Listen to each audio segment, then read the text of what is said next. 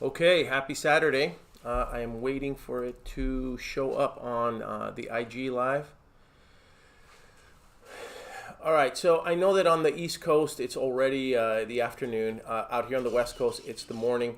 So good morning to people on the West Coast. Good afternoon to people out on the East Coast. It's a Saturday.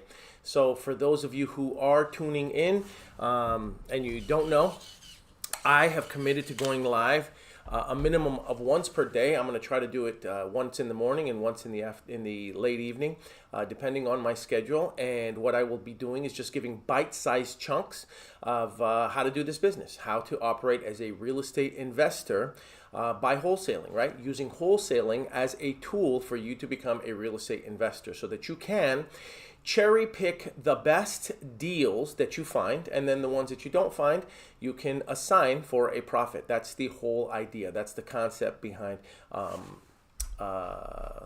Sorry, I'm checking to see if this is recording. And let's start recording. Okay, so anyway, it's Saturday, and so for those of you who are tuning in, I tip my hat to you. I know that there are plenty of people who are working their full-time occupations, their full-time professions, their full-time careers, and sometimes those careers include being a parent, right? Being a parent is a full-time, more than a full-time. It's a 120-hour per week job that never ends either. So I know that there are plenty of people who are building their real estate business around, their existing schedules, and it's not easy. So for those of you who are working this Saturday, this Sunday, or if, for religious reasons, you don't work a Saturday or you don't work a Sunday, but you're still committing to at least one day this weekend to working on building your dreams around whatever it is that you're already doing, I applaud you, right? A lot of times you're not recognized for that. A lot of times people don't see it as you working hard. A lot of times people will think that you're crazy, including, friends, family, children, your spouse, right? What are you doing? It's your weekend. Relax, enjoy it, spend time with your family. These are all the things that you're going to hear. But for those of you who are dreamers, trust me, when you're a dreamer and you're an entrepreneur, we speak the same language. I know what you're going through. I know the conversations that you're hearing. I know what people are whispering when you're out there working on a day that you should normally take off. So again, for those of you who are working this Saturday, I applaud you. I think that it's great. Okay, now let's go over the scripts that you need to know. This one's going to be short. We're probably going to be in and out within about 15 to 20 minutes. I too have my obligations, and I coach my my sons' basketball team, and I coach another basketball division. So I'll be coaching two different games today in the next 45 minutes or so. So this isn't intended to be long. I don't want them to be long. I want them to just be bite-sized drop-ins where I come in and I cover some helpful information that is going to help you become a better real estate investor by wholesaling real estate. Okay, so let's and I don't know if you caught the background or not, but I've got locker rooms behind me. I did that intentionally, and for those of you on YouTube, you're looking at a high school hallway, right? Because the way I look at it is sometimes you just got to go back to school. You got to go back to basics, and so that's what we're going to be covering, just the basics right now, which is the scripts that you need to know. You absolutely need to know these scripts in order for you to succeed as an investor who uses wholesaling as a strategy to build their real estate portfolio. So let's go over the first script. The first script is the for sale by owners, okay? The for sale by owners are the low-hanging fruit. These are the people that are going out there and they're promoting their properties for sales themselves. They are doing this without a real estate agent. Now, I know that they are doing this because they want to obviously make as much money as possible. They want to avoid paying commissions, or for whatever reason, they just have an aversion to real estate agents. They don't want to use a real estate agent for a variety of reasons, maybe because they don't want to make repairs, maybe because they don't want people coming into their houses, they don't want to have open houses, they don't want to do any of the prep work, they don't want to clean the house only to hear that nobody showed up and that people didn't come for the appointments, or I've said it before, they may have family members who are in the business, and when you've got family members that are competing for your business, and you've got more than one person in your family that has a real estate license, they could get upset with you. So for whatever reason, this person has opted to sell their property by themselves. That's why they are a for sale by owner. This is also known as a FSBO, okay? Now, they already have their property on the market. They are waving their hand, basically saying, I want to sell my property. Yes, I want to make the most money possible, but I still want to get the property sold. Now, when you approach these for sale by owners and you are going to give them a call, the script is going to go a little something like this. Hi, John or Jane. I am calling about the property at 1234 Mockingbird Lane. I see that it's for sale. Are you the owner? And they'll say yes or they'll say no. I want you to start with that first question because you'd be surprised that some people aren't actually the owners of these properties. Sometimes it is a real estate agent. Sometimes it is a wholesaler. And sometimes it is a friend or a family member of the owner that for whatever reason is marketing the property for them. You know, I've heard stories of people that will say, hey, you know, this is my great grandmother. She doesn't really know how to use a computer. I'm promoting it for her. I'm the one that's putting the property up for sale for her. Okay, fine, whatever. Okay, so John or Jane, I'm calling about the property at 1234 Mockingbird Lane. I see that it's for sale. Are you the owner? Yes, I'm the owner. Fantastic. What can you tell me about the property? All right, I want you to move right into the question of what can you tell me about the property? Remember, they are selling the property. They need to sell the property to you. That is their job. They're the ones who are doing the selling, not you. But for some reason, people get involved in what we do, and then they get on the phone and they feel like they have to sell themselves to the seller, and you really don't. They're selling the property. Let them sell the property to you. So John or Jane, I'm calling about 1234 Mockingbird Lane. I see that it's for sale. Are you the owner? I will continue to repeat what I am saying over and over, and I will go back and start from the beginning as I progress through the script, because what I've discovered is that way, that repetition helps you remember what it is that I'm saying. So, hi, John or Jane. I'm calling about 1234 Mockingbird Lane. Are you the owner? Yes, I am the owner. Fantastic. What can you tell me about the property? Now, what will happen then is that the seller will start to, tell you a little bit about the property. They'll tell you all the wonderful things that they've done. I've done this, I've done that. They will begin to sell the property to you. Now, in the event that they don't, you may hear something like this. Well, I put it all on Zillow. I put all the comments here on Zillow and the photos are there. What you see is what you get. All right. I mean, that's possible. Those are some of the responses that you're going to get. Now, when somebody says that to me, everything's on Zillow. What do you want to know? Well, I'm kind of curious about the condition of the home. All right, that's going to be the next question. I'm curious about the condition of the home.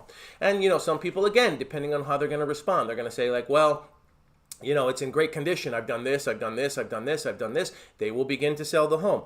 Or there will be times where you have some people that are going to say, well, the description's already there. It's on Zillow. Read the description, right? And you can already tell that when you are having a conversation with someone and there's that sense of aversion, right? You're already bumping into a wall. You already know that it's going to be a difficult seller to work with because, it's their job to sell the property to you and they're not doing a very good job at the very beginning. So I need you to recognize that early, okay? So what can you tell me about the property? Well, I've done this, I've done that, I've improved the property, it has a new HVAC, it has a new roof, we put hardwood floors on it. Okay, fantastic.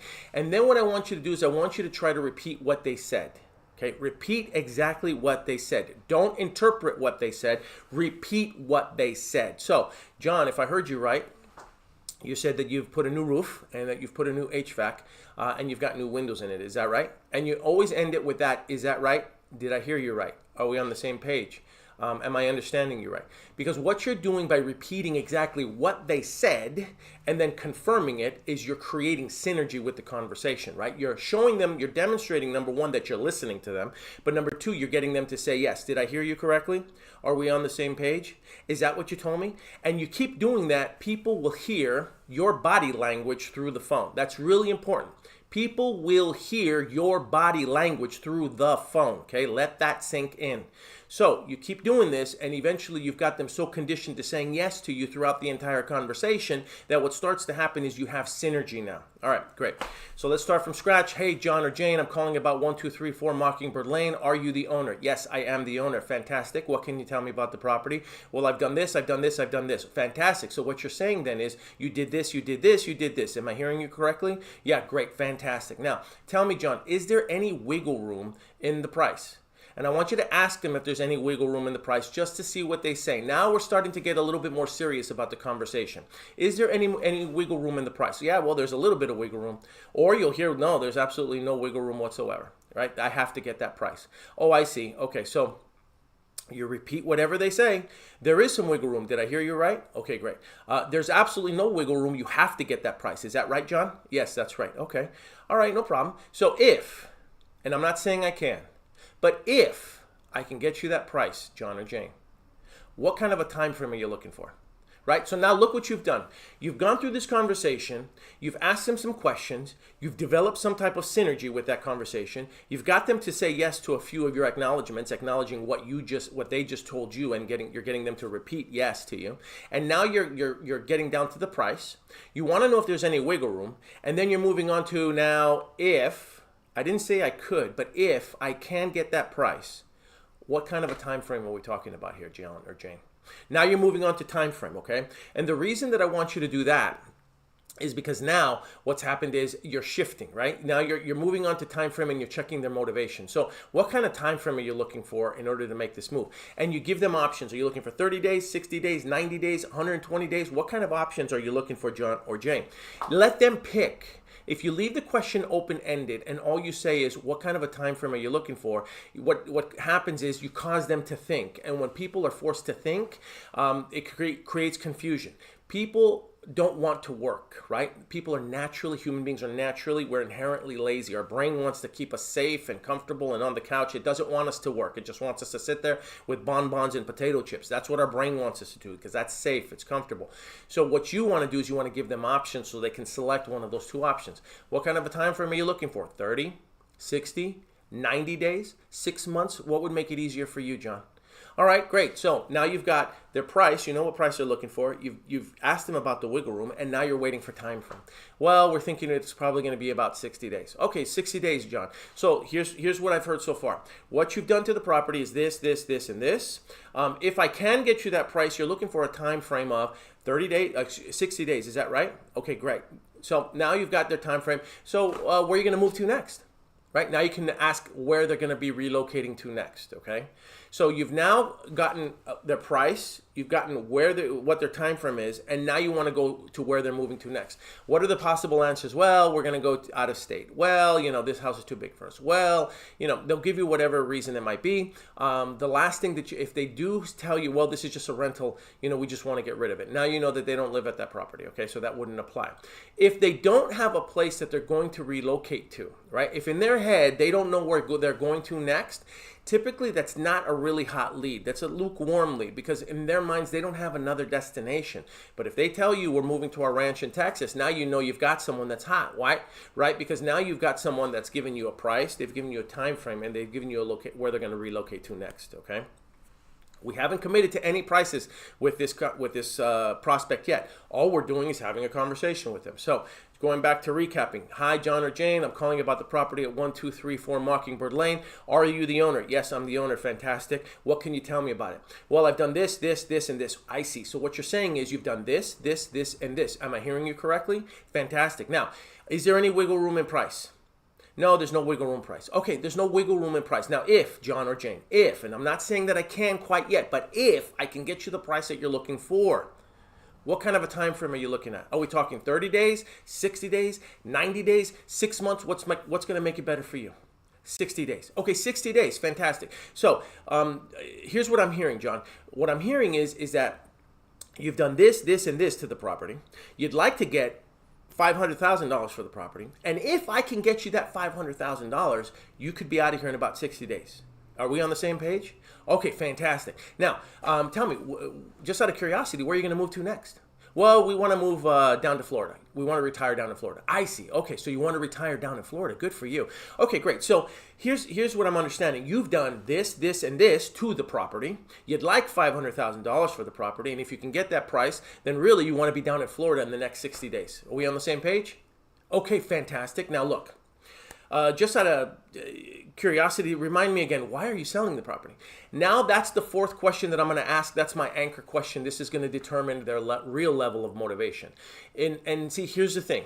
I save that as the anchor question because now I've earned the right to ask them, why are they selling? If you ask them too early, why are you selling? You give them a call on the phone, and that's your first question. Hi, I'm calling about the property for sale at 1234 Mockingbird Lane. Are you the owner? Yes. Okay, great. Why are you selling? It's not going to work. It creates that wall from the very, very beginning. And we don't want walls. We want to create synergy. We want to create some type of conversation where I'm getting them to say yes, and they're in agreement with me, and I'm saying yes multiple times throughout the conversation. So if you use this script correctly and you go through all the way down to that fourth question, and you're then asking them, remind me again, so why are you selling? Now they're going to really give you the real answer. Well, because, we got some property taxes we got to pay. Well, because we inherited, we really don't want the property. Well, this property is just way too big for us now, and maintaining it is very, very difficult, so we want to move on to something much, much smaller. Whatever the reason might be, now you've really extracted their level of motivation. So now you've got price, you've got time frame, you've got where they're relocating, and now you know why they're selling. You've got, a hot seller, or you've got a lukewarm seller. If you can get 3 out of 4, that's a hot seller. If you got 4 out of 4, that's a really, really hot seller. You need to stay in contact with that seller at least once or twice a week. If you've only got 2 out of 4, it's lukewarm. Maintain contact with them every week, week and a half. And if you've only got one thing out of them, if all you got is the price out of them, that's really the only thing that's motivating them. That's not a motivated seller in any way, shape, or form. Throw that fish back. Okay. All right, let's move on. Real estate agent. So this is the second script that you need to know. You need to know how to talk to real estate agents when you are prospecting for properties that are on the market. Okay, so when you call an agent, all right, it's very simple. Or, hey, I'm looking for John or Jane. I'm calling about 1234 Mockingbird Lane. Hi, John or Jane. Listen, my name's Paul. I'm interested in this property. What can you tell me about it? Let the real estate agent do their job. Let them sell the property to you. Well, it's been this, it's been that, whatever it might be. Okay, fantastic. Now, is there any wiggle room in the price? Wait and see what the agent says. Okay, some agents are going to tell you flat out, no, there's no wiggle room. We already have 10 offers on it. Okay, well, that might not be the tree that you want to bark, tree that you want to bark up to, right? I don't even know if I use that analogy right. Anyway, if it's a real estate agent and they say they've got 10 offers, you might not want to throw your hat in the ring. I'm really trying to use analogies right now, and I'm falling short. Anyway, if they got 10 offers, you don't want to get into a bidding war. So, all right, great. So what can you tell me about it, Mr. and Mrs. Real Estate Agent? Okay, fantastic. All right, any wiggle room in price? Maybe there might be some wiggle room in price. Okay, great. So I'm an investor and I'm looking to purchase the property. Have you gotten any offers on it? Now, I want you to ask them if they've gotten any offers on the property yet, okay? If it's been sitting on the market for 90 days and they haven't gotten any offers on it, then you know that they're grossly overpriced. All right. If it's been sitting on the market and if it's a brand new listing and they just put it on the market, in the last 3 days, give it some time. We don't know what's happening, but it's always a good idea to still ask them if they've gotten any offers on it, because if they just put it on the market 3 days ago and they already have offers on it, then you know that they did a really good job either pricing it or underpricing it to create competition. So again, you have to ask yourself, do you want to get into that competitive bidding war? You can run your numbers after you have the conversation with the agent, and then you can come back to the agent and you can decide, hey, can you represent me? I'd like to submit an offer, and you can see if it's worth you even doing that. Typically, in my experience, you're going to have much more leverage. You're going to have a better chance getting the deal accepted if it's been sitting on the market for at least 90 days or more. Okay, there's a little bit more flexibility there, just between you and I. So, Mr. and Mrs. Real Estate Agent, my name is Paul. I'm calling about 1234 Mockingbird Lane. Is it still available? Yes, it's still available. Fantastic. What can you tell me about it? Well, there's this, and this. Okay, fantastic. Have you guys gotten any offers on it yet? You have gotten some offers on it yet. Okay, fantastic. And why didn't the seller accept them? Now you wait and see if the agent answers. Now you're going to get some agents and they're going to be like, well, that's none of your business. Believe it or not, you will hear that. You will hear some agents say, well, those offers were just way too low for the seller. The seller didn't accept them because they felt that it was way too low. I see. So what you're telling me, Mr. and Mrs. Agent, is that the offers were way too low. Am I hearing you right? You'll see that I do the same exact thing that I did with the for sale by owners. I'm just repeating their responses. I'm confirming that I heard it correctly, and I'm getting them to say yes. Synergy, synergy, synergy, synergy. I'm getting someone to say yes to me as many times as I can on the phone. They can hear and they can read my body language through the phone. All right, very important. Okay, so you've gotten some offers, but the seller didn't accept them because the seller felt that they were too low. Am I hearing you right, Mr. and Mrs. Agent? Yeah, that's what they said. Now, here's the thing. I want you to ask then, what was the price? What was the offer that they made? What price did they come in at? And you will get an agent that some of them will share it, and you will get an agent that will say, I can't tell you. I can't share that with you. It just depends, right? There's two schools of thought here. There's some people that will say that agents are not allowed to share that because it puts a seller at a disadvantage. And then there's some people that say, well, I might as well disclose it anyway, because if I become your agent, then I'm going to help you get the property. So it really just depends. It depends on the agent. At the end of the day, it's your responsibility as an investor to ask them if they've gotten any offers on the property and what price those offers came in at, because then it allows you to gauge whether or not, well, if those other people didn't, if the asking price is $300,000 and they've gotten offers on it at 210 and you want to be at 190 and the agent tells you that they've got offers at 210, you already know in your head, well, they've got offers at 210, they didn't take 190. You can use that to either say, well, can I come up to 200 or can I come up to 220? What can I do to make this work, right? So, and you're not going to know the answers to those questions unless you ask the agent. You have to ask the agent those questions. So what can you tell me about the property? Have they gotten any offers on the property?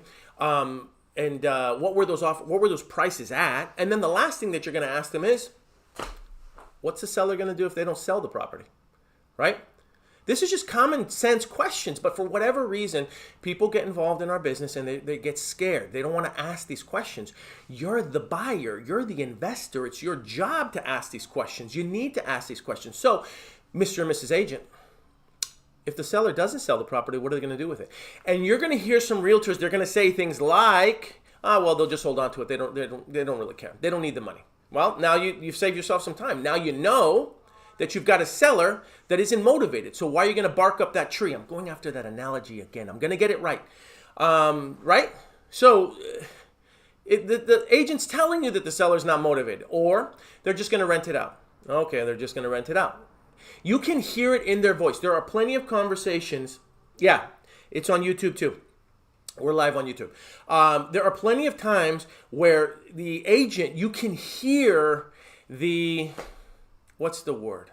Lack of interest in their voice. They've had the property on the market for 150 days. They've presented offers to the seller and the seller didn't accept any of them. The seller is telling the agent that the offers are too low. The agent is still working. The agent is still trying, but the seller's not cooperating. You can hear that almost depression, right? Their lack of enthusiasm in their voice when you're talking to them. So it's up to you. Now you make your decision. So am I gonna pursue this? Should I still try to submit another offer? I've had agents that have flat out told me, don't even bother. The seller's not gonna. The seller won't even look at it. The seller won't even consider it. Okay, but at least you know. Now, let's go to the flip side. Let's say if we go back and we ask the agent, okay, Mr. and Mrs. Agent, so tell me, what's the seller going to do if they don't sell the property?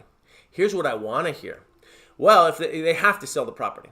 They don't have a choice. They have to sell the property. They're going through a divorce. They have to sell the property. If they don't sell this property, the property's going to be foreclosed on. They have to sell the property because if they don't sell the property, they can't pay their back taxes on it. They have to sell the property. Unfortunately, something happened to them. They're having some health issues and it's not going to work out for them. They have to sell the property. They want to be closer to their grandchildren. They want to be closer to their own children. They need, just because of their age, they need to be closer to their children just so that they can monitor them and take care of them. Those are the things that I want to hear because now I'm hearing motivation. I don't want to hear, if they don't sell it, they'll just rent it out. If they don't sell it, no big deal. They don't need the money, right? You hear those things, those are the kiss of death comments that I hear from real estate agents. Those are the ones that I'm like, okay, this deal's not for me. And not only is the deal not for me, but the real estate agent doesn't even seem motivated enough to help me get it. I'm here trying to submit an offer. They'll make a commission off it, and they're over here discouraging me from submitting an offer, right? I mean, think about that. So anyway, that's the script for real estate agents. If you need any of these scripts written down, you can join our school community, school, SKOOL.dispodragons.com, school.dispodragons.com. And I'm going to plug it. I always have to plug it, right? Deal like a dove, dispo like a dragon. All of it is in here. Everything that I'm covering is in this book. You can find it on Amazon. Deal like a dove, dispo like a dragon. All the scripts are in this book. And if you purchase it and you do a social media post holding the book, I'll give you a free Audible code so that you can download it on Audible as well. All right, it's 10:40 right now. I have to go coach some kids and my son. Wonderful, wonderful children. I coach basketball, and so I'm going to be coaching them right now. We have a game. We have two games. We have one at 11 o'clock and one at noon. So wish me luck. Awesome. If you guys ever need any information covered, if you guys need content that you want me to cover, I like using this slide format. There's a lot of people that get on the phones and they make the calls and they're showing you how they're doing their calls, and that's great, but I'm going to be honest with you. Sometimes it's just boring sitting through 10, 15, 20 minutes of hearing people just dialing and just hearing the phone trilling and nothing going on. So I don't personally do that. I feel like I get more stuff out of using this format by creating the slides and then teaching the content, as opposed to, I'll still share what I do on a daily basis. I make videos of that stuff as well, but I feel like this is much more educational, much more personal. And if you give me the topics that you need help with, at least I can address those topics so that everybody wins. Because if you're thinking about it, or if you're having a challenge with something, somebody else is having the same challenge. And I'd rather cover it that way, as opposed to you watching me videos of me close people, live. I can close people live too. If you guys want to see some of those, let me know. All right. Okay. Have a great day, everybody. Happy Saturday. Let's go, Weekend Warriors. Let's make some money. All right. Talk to you soon.